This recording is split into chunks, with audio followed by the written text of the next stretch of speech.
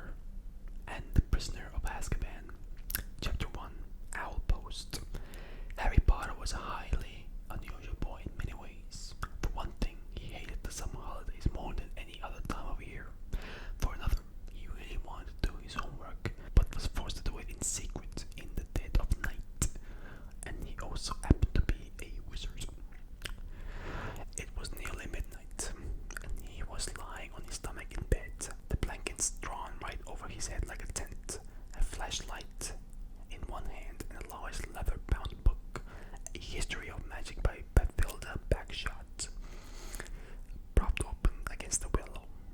Harry moved the tip of his eagle feather quill down the page, frowned as he looked for something that would help him write his essay, which burning in the 14th century was completely pointless discuss. The quill paused at the top of a likely-looking paragraph. Harry pushed his round glasses up the bridge of his nose, moved his flashlight closer to the book, and read, "Non-magic people, more commonly known as muggles, were particularly afraid of magic in medieval times, but not very good at recognizing it. On the rare occasion that they did catch a real witch or wizard, burning had no effect whatsoever. The witch or wizard would perform a basic flame-freezing charm and then pretend to shriek with pain while enjoying a gentle, tickling sensation. Indeed, Gwendolyn the Weird enjoyed being burned so much that she allowed herself to be caught no less than 47 times in various disguises." Harry put his quill between his teeth and reached underneath his pillow for his ink bottle and a roll of parchment. Slowly and very carefully, he unscrewed the ink bottle, dipped his quill into it, and began to write, pausing every now and then to listen, because if any of the Dursleys heard the scratching of his quill on the way to the bathroom, he'd probably find himself locked in the cupboard on the stairs for the rest of the summer. The Dursley family of number 4 Private Drive was the reason that Harry never enjoyed his summer holidays. Uncle Vernon, Aunt Petunia, and their son Dudley were Harry's only living relatives. Harry Potter and the Goblet of Fire. Chapter 1. The Riddle House. The villagers of Little Engelrun still called it the Riddle House, even though it had been many years since the Riddle family had lived there. It stood on a hill overlooking the village, some of its windows boarded, tiles missing from its roof, and ivy spreading unchecked over its face. Once a fine-looking manor, and easily the largest and grandest building for miles around, the Riddle House was now damp, derelict, and unoccupied. The little Haggletons all agreed that the old house was creepy. Half a century ago, something strange and horrible had happened there, something that the older inhabitants of the village still liked to discuss when topics for gossip were scarce. The story had been picked up over so many times and had been embroidered in so many places that nobody was quite sure what the truth was anymore. Every version of the tale, however, started in the same place. 50 years before, at daybreak on a fine summer's morning, when the Riddle House had still been well kept and impressive, a maid had entered the drawing room to find all 3 riddles dead. The maid had run screaming down the hill into the village and roused as many people as she could. Lying there with their eyes wide open, cold as ice, still in their dinner things. The police were summoned, and the whole little Haggleton had seethed with shocked curiosity and ill-disguised excitement. Nobody wasted their breath pretending to feel very sad about the riddles, for they had been most unpopular. Elderly Mr. and Mrs.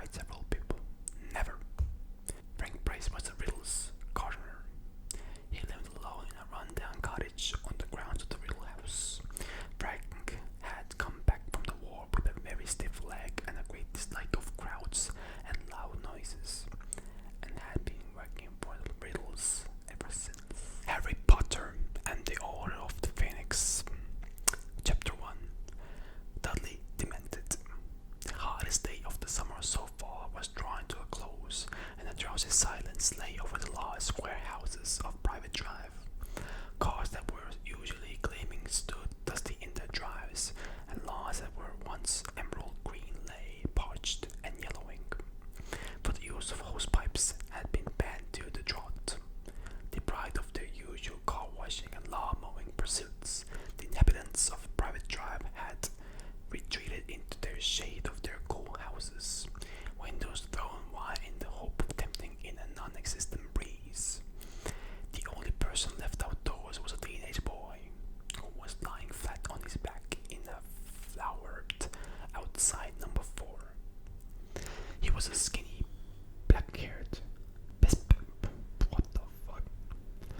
Bespectacled boy who had been pinched, slightly unhealthy look of someone who had grown a lot in the short space of time. His jeans were torn and dirty, his t-shirt baggy and faded, and the sole of his trainers were peeling away from the uppers. Harry Potter's appearance did not endear him to the neighbors, who were the sort of people who thought scruffiness ought to be punishable by law. But as he had hidden himself behind a large hydrangea bush this evening, he was quite invisible to passers-by. In fact, the only way he would be spotted was if his Uncle Vernon or Aunt Petunia stuck their heads out of the living room window and looked straight down into the flower bed below.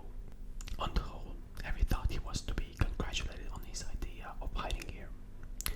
He was not perhaps very comfortable lying on the hot, hard earth, but on the other hand, nobody was glaring at him, grinding their teeth so loudly that he could not hear the news, or shooting nasty questions at him, as had happened every time he had tried sitting down in the living room to watch television with his aunt and uncle. Almost as though this thought had fluttered through the open window, Vernon Dursley, Harry's uncle, suddenly spoke. Glad to see the boy stop trying to butt in. Where is he anyway? I don't know, said Aunt Petunia, unconcerned. Not in the house. Uncle Vernon grunted. Watching the news, he said scathingly. I'd like to know what he's really up to. As if a normal boy cares what's on the news. Dudley hasn't got a clue what's going on. Doubt he knows who the Prime Minister is. Anyway, it's not as if there'd be anything about his lot on our news. Vernon, shh, said Aunt Petunia. The window's open. Oh yes. Sorry, dear. Farewell, dear. Harry Potter and the Half-Blood Prince. Chapter 1. The Other Minister. It was nearing midnight, and the Prime Minister was sitting alone in his office, reading a long memo that was slipping through his brain without leaving the slightest trace of meaning behind. He was waiting for a call from the President of a far distant country, and between wondering when the wretched man would telephone and trying to suppress unpleasant memories of what had been a very long, tiring, and difficult week, there was not much space in his head for anything else. The more he attempted to focus on the print on the page before him, the more clearly the Prime Minister could see the gloating face of one of his political opponents. This particular opponent had appeared on the news that very day, not only to enumerate all the terrible things that had happened in the last week, as though anyone needed reminding, but also to explain why each and every one of them was the government's fault. The Prime Minister's pulse quickened at the very thought of these accusations, for they were neither fair nor true. How on earth was his government supposed to have stopped that bridge collapse? It was outrageous for anybody to suggest that they were not spending enough on bridges. The bridge was fewer than 10 years old, and the best experts were at a loss to explain why it had snapped cleanly in two, sending a dozen cars into the watery depths of the river below. And how dare anyone suggest that it was lack of policemen that had resulted in those two very nasty and well-publicized murders, or that the government should have somehow foreseen the freak hurricane in the West Country that had caused so much damage to both people and property. And was it his fault that one of his junior ministers, Herbert Chorley, had chosen this week to act so peculiarly that he was now going to be spending a lot more time with his family? A grim mood had gripped the country, the opponent had concluded.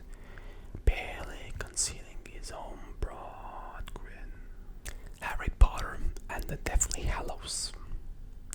Chapter 1. The Dark Lord Ascending. The two men appeared out of nowhere, a few yards apart in a narrow moonlit lane. For a second, they stood quite still, wands directed at each other's chests. Then, recognizing each other, they stowed their wands beneath their cloaks and started walking briskly in the same direction. News? Asked the taller of the two.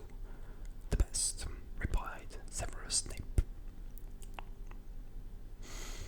The lane was bordered on the left by wild, low-growing brambles, on the right by a high, neatly manicured hedge. The men's long cloaks flapped around their ankles as they marched. Thought I might be late, said Yaxley, his blunt features sliding in and out of sight as the branches of overhanging trees broke the moonlight. It was a little trickier than I expected, but I hope he will be satisfied. You sound confident that your reception will be good. Snape nodded, but he did not elaborate. They turned right into a wide driveway that led off the lane. The high hedge curved into them, running off into the distance beyond the pair of imposing wrought iron gates, bearing the men away. Neither of them broke step. In silence, both raised their left arms in a kind of salute, and passed straight through, as though the dark metal was smoke. The yew hedges muffled the sound of the men's footsteps. There was a rustle somewhere to their right. He actually drew his wand again, pointing it over his companion's head, but the source of the noise proved to be nothing more than a pure white peacock, strutting majestically along the top of the hedge. He always did himself well, Lucius. Peacocks. Yaxley thrust his wand back under his cloak with a snort. A handsome manor house grew out of the darkness at the end of the straight drive, lights glinting in the diamond-paned downstairs windows. Somewhere in the dark garden beyond the hedge, a fountain was playing. Gravel crackled beneath their feet as Snape and Yaxley sped toward the front door, which swung inwards at their approach, though nobody had visibly opened it. The hallway was large, dimly lit, and sumptuously decorated with a magnificent carpet covering most of the stone floor. The eyes, the pale-faced portraits on the wall, followed Snape and Yaxley as they strolled past. The two men halted at a heavy wooden door leading into the next room, hesitated for the space of a heartbeat. Then Snape turned in the bronze handle. The drawing room was full of silent people, sitting at a long, ornate table. The room's usual furniture had been pushed carelessly up against the walls. Illumination came from a roaring fire beneath a handsome marble mantelpiece, surmounted by a gilded mirror. Snape and Yaxley lingered for a moment on the threshold, as their eyes grew accustomed to the lack of light. They were drawn upward in the strangest feature of the scene, an apparently unconscious human figure hanging upside down over the table, revolving slowly as if suspended by an invisible rope, and reflected in the mirror and in the bare, polished surface of the table below. None of the people seated underneath this singular sight were looking at it, except for a pale young man sitting almost directly below it. He seemed unable to prevent himself from glancing upward every minute or so. I love Harry Potter. They are amazing. The books are amazing. The movies are amazing. The books, I want to say the books are better because the details in the books are, of course, better. It's like the books are DLC of the movies. The movies bring their own charm, to the whole thing. And I first got introduced to Harry Potter from the movies, and then later I read the books, and I really like this order because I got to know more details and I didn't get disappointed, but I was more like surprised. The movies had a very good soundtrack. I really loved the soundtrack, and I love the magical feel to the movies. I think they really nailed it, actually. Like most of the movies, I think they nailed it. And in the books, there were so many cool details that really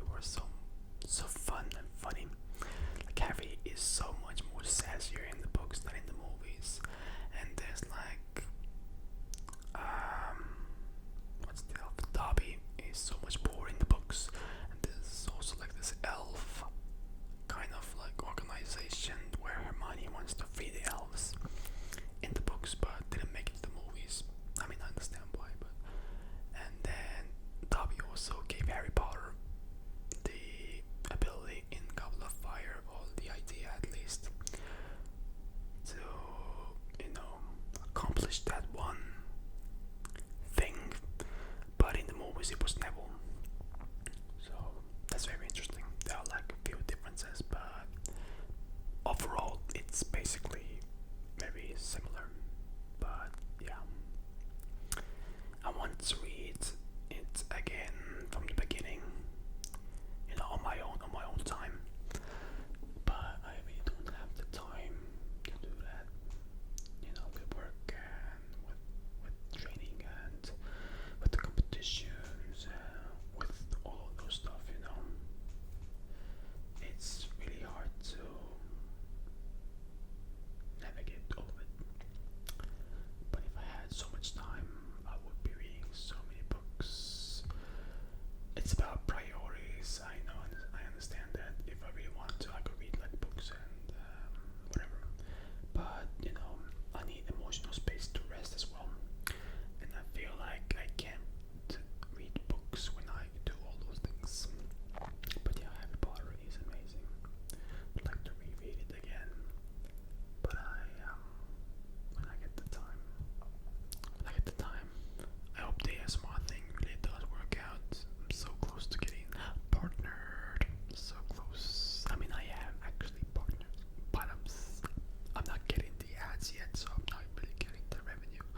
Only super stickers and like super chats and stuff. You guys can do in the comment section and in the premieres. But that happens very rarely, so I'm not really betting money on that. So I'm waiting for the ads, and I'm very close to getting the ads. And I hope it really works out, so I can do cool things and do more content and try to be creative. And yeah, I'm going to Croatia in 2 days or in 1 day, depending on when you watch this.